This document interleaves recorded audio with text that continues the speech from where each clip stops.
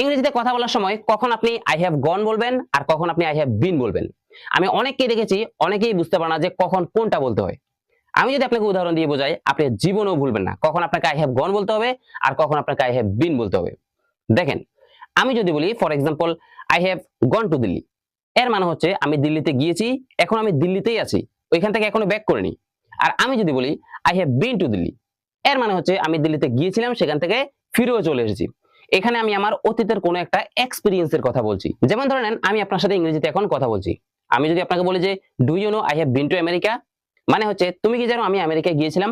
এখন এই যে I have been to America, এর মানে এই বাক্যটা শোনার সাথে সাথে আপনাকে বুঝতে হবে এখানে আমি আপনাকে আমার এক্সপেরিয়েন্সের কথা বলছি। আমি কখন আমেরিকায় গিয়েছিলাম, আবার সেখান থেকে ফিরতে চলে এসেছি। তো এই দুইটা বাক্যের মধ্যে পার্থক্য শুধু এতটুকুই, যখন কেউ গন বলবে তখন মনে রাখবেন যে ওই পার্সনটা এখনো ওই জায়গাতেই আছে।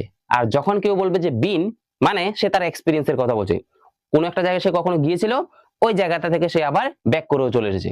বাস এতটুকুই পার্থক্য।